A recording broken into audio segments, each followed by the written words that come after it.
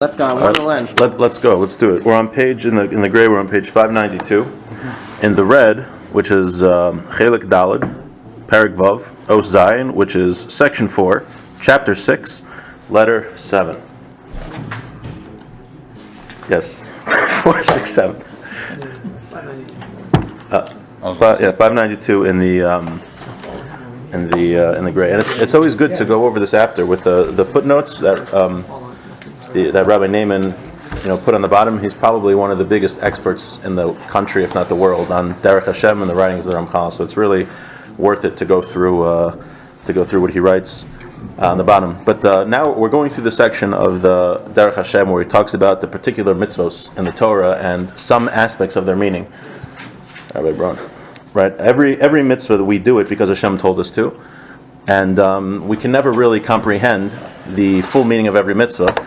Actually, right, this week's parsha we talk about the red heifer, which nobody really had a full understanding of. Even King Solomon, who was the wisest of all men, didn't have a complete understanding of the red heifer. So we know that it's actually interesting, just as an aside, the Beis Halevi writes that once you can't understand one mitzvah, since they're all intertwined, you really don't understand the depth of every single mitzvah. Right? We can never understand the complete depth of everything that Hashem commanded us, but we can understand certain aspects of it, and that's what the Ramchal is going through here. And it's important to remember that when we do the mitzvahs, they have so much meaning, and they affect the world in spiritual ways that we really have very deep ways that we really have little comprehension of, that we do have deep meaning. You look at even things that weren't said by Hashem directly, but were said by the rabbis. The rabbis knew these deep secrets to the world, and when they made a custom, they did that with intent to associate it with those deep meanings. That's why when you have a law that the rabbis made, even if the reason doesn't apply anymore, we still fulfill the law because the law affected those spiritual components of the world, and even if the reason doesn't apply, those spiritual components are still the reason. For example, we don't take medicine on Shabbos. What was the reason the rabbi said you can't take medicines on Shabbos? Because you might pound the herbs and stuff and make your own medicine. But since we're not going to do that anymore, so maybe you'd think we could take medicine. But no, when the rabbi said you can't take medicine, there were certain spiritual components of the world that were also affected by making that law. So those spiritual things still exist, even though the reason of that law doesn't exist. So just the overview of that. Just one more thing, that even in the davening, every single word that the rabbis set up has a tremendous depth and meaning and affects the spiritual worlds in a certain way, and he's actually going to get into that. I don't know if we'll get to this week or next week.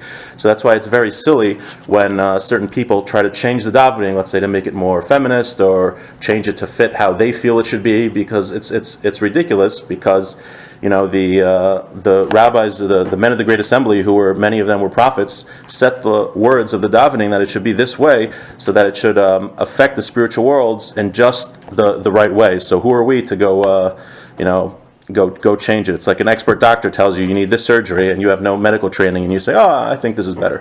It's just silly. But now, given that introduction, let's learn about tefillin. Okay, so page 592. Inyan ha-tefillin hu yoser gadol min ha-tzitzis harbe. Tefillin is much greater than tzitzis. The aspects of tefillin are much greater than tzitzis. V'hu ki nasan habari yizbarach liYisrael shu mamshichan aleim hemshich mamish mikudushaso yizbarach v'yizatru bo. That the tefillin, what they do is they take the holiness of Hashem, ki'ilu, and the Jewish people are crowned with the holiness of Hashem. And Rabbi Naaman equates this to that when we learn Torah, we draw down from what's closest to Hashem's essence of holiness, like the highest level of holiness, and he compares that in the tefillin. We have the parshas of Shema and other parshas in the Torah, and we draw down that holiness and we become crowned by it. That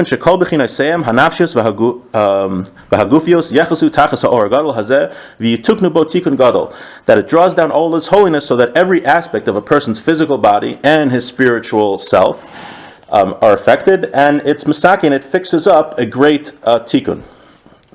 It does a lot of things to rectify the spiritual worlds. And it's what the verse says, all the people of the world will see that the name of God is called upon you. Meaning when we wear tefillin, it's like the name of God is called upon us. And all of this, this is all associated with this mitzvah and all of its details, right? He doesn't go, or the Ramchal has many other works where he goes through in more detail the mitzvahs, and really every aspect of the mitzvah of tefillin has a deep meaning, a deep spiritual meaning that fixes up, as it were, the spiritual worlds. But here the Ramchal and Derech Hashem is just giving us a general idea of what the mitzvah is all about. He's not going into the details. But he is mentioning it here that even the smallest details of every mitzvah are made just so that they affect the spiritual worlds in just the appropriate way. V'amnam, shnei evarim rashim nimtzem ba'adam. There are two primary limbs, we'll say, in a person. Ubehem haneshama misgaberes tigboris gadol. And there the soul is very strong in those two body parts. Ve'em hamoach v'halev. And that is the brain and the heart. V'tziva haboris baruch sheyimashich ha'or hazeh al hamoach tchila ayidei tefila shel rosh v'yituken bo hamoach v'haneshama shabo v'yispajir achar kach al halev ayidei tefila shel yad shekenegdo v'yituken gam hubo. So first we have the head. The head is where the neshama rests. Now there are three general parts of the soul. There's really more parts of the soul, but just in general, there's what's called nefesh, ruach, and neshama. Nefesh is the animal part of our soul. That's where which animals also have. That's why it's the animal part of the soul. We have a desire for physical pleasure and physical needs. It's like the life force. We need to eat, drink, sleep, other things. The ruach is our personality. That's the I. That's who we are, really, the ruach. And that's where we have emotions, that's a personality. And then there's neshama, that's the part of our soul which desires to cleave to Hashem, to be close and davak to Hashem, and to have a spiritual existence and to grow in spirituality. That's the neshama. So he's saying that the main resting place of the neshama is in the brain, and Rabbi Naaman brings in the bottom from other sources in the Ramchal that the main resting part of the ruach, that middle part of the soul, is in the heart. So when we wear tefillin, we have the head tefillin juxtaposed where our neshama rests, and we have the arm tefillin goes connected our heart where our ruach rests. And then he says, he brings a gemara that the nefesh is in the liver. And obviously there are deeper Kabbalistic explanations to that, but let's not get into that now. Okay. Right. V'yituken gam hubo v'ayidei nimtza ha'adam kulo b'chol b'chinaisav nichol takas hemshech ha'kedusha hazos u'misanterbra.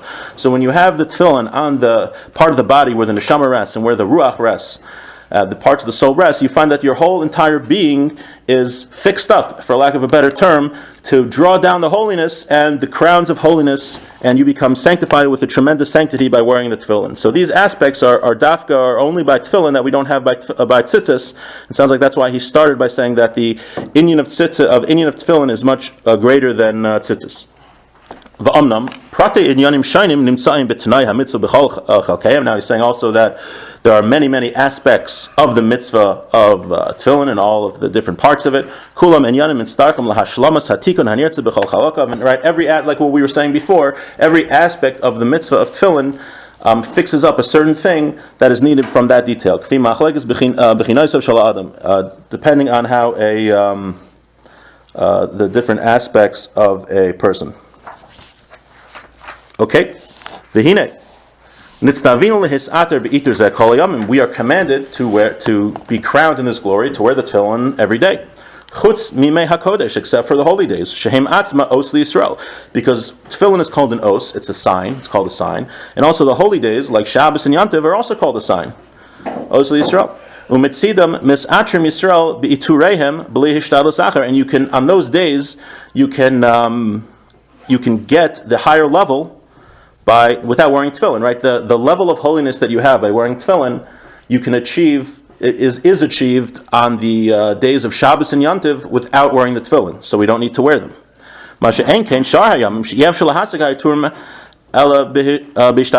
Whereas on other days, regular weekdays, like a Sunday morning, you could only get that level by wearing the tefillin. And he says, those days where you wear tefillin, the regular unholy days, you don't get to the level that you would get on Shabbos and Yantiv, on these holy days. Rather, it's much less. Amnam hadvarim kulam b'chol gvuleihem misharim and achachma elyonik fimashu hayoser nos, where everything was arranged by the way Hashem thought would be best. And also, Rabbi Naaman writes in the bottom, that could be why it's forbidden to wear tefillin on Shabbos and Yantiv, because it will take away from the natural holiness in those days. But I think, correct me if I'm wrong, at the beginning of Hilchos Muktzah, doesn't he have a discussion if you're allowed to wear tefillin on Yantiv, I think? Such a discussion. We don't wear tefillin. There's such a discussion, I think, if you're allowed to wear tefillin on Shabbos and Yantiv. Some people. What? To wear it for carrying, it's not considered a problem. No, I think there are shitas, I could be wrong, if I recall correctly, there are shitas that you're allowed to wear. We don't do this anymore, but some hold that you're allowed to wear tefillin on Shabbos and Yantiv. So just wondering how that would. Oh, just for shmir, not for the mitzvah. Oh, okay, fine. All right, so that works out very nicely. Right. So is it only while a person wears tefillin, or once you wear tefillin, then the whole day has the same kedusha like Shabbos? It's a whole day.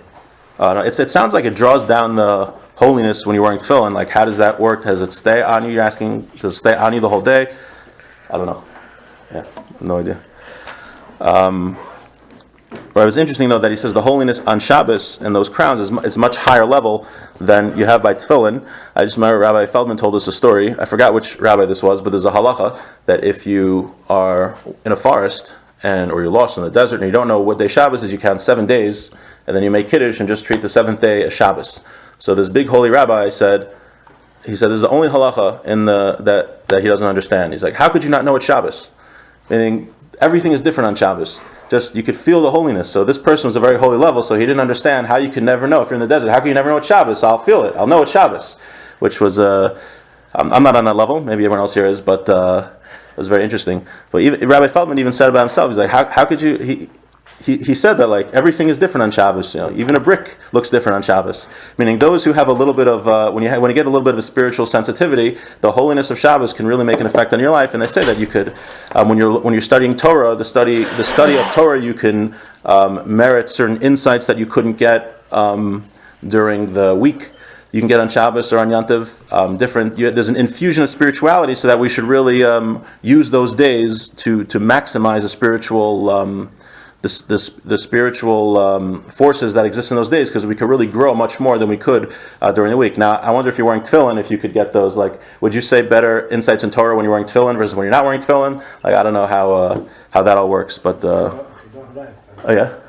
Don't rise twice. There's a special mitzvah to learn when you tell them you start to daven. Make sure to keep it on. Oh wow, that's very interesting. Oh, so I guess so. There you go. All right, so let's do one more, because then next week he's going to go into the separate the different. He's going to go through the davening and each part of the davening and what it means. Let's do one more paragraph. After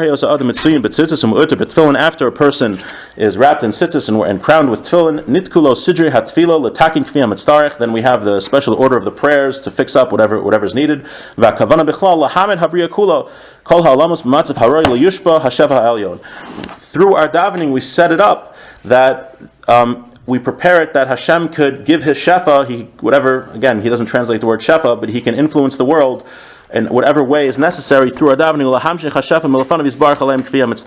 When we daven, after we're wearing this tzitzis, which we explained earlier represents the accepting the yoke of Hashem's authority, and we wear the tefillin, which we just explained, then we davening, and through the davening that fixes up the spiritual aspects of the world, for that day, and we draw down Hashem's shefa and his influence. But even though there's a lot of deep ideas here, I think the main thing to take out of it is that there are a lot of deep ideas. It's very hard, to have all of this in mind when we're wearing tefillin. But if we just think and have in mind that I'm fulfilling Hashem's mitzvah, and that there are deep meanings behind it, and it's not just lahavdil like over the heart and mind thing again. For the heart and mind thing, it sounds like that the tefillin, the holiness. Extends across our entire body, our soul and our body, and we have tefillin of the head where our neshama rests. That's the part of the soul that wants to connect to Hashem, and the other tefillin of the arm is against the heart, which is where the soul, the ruach, the middle level soul, where our personality is rest. So in that way, we're totally crowned with Hashem's holiness, and we draw that down. So it's a very very lofty topic, but just to keep in mind that every mitzvah and every custom that the Jewish people have has deep meanings and deep spiritual implications, and we should all strive to fulfill the mitzvahs as best we can.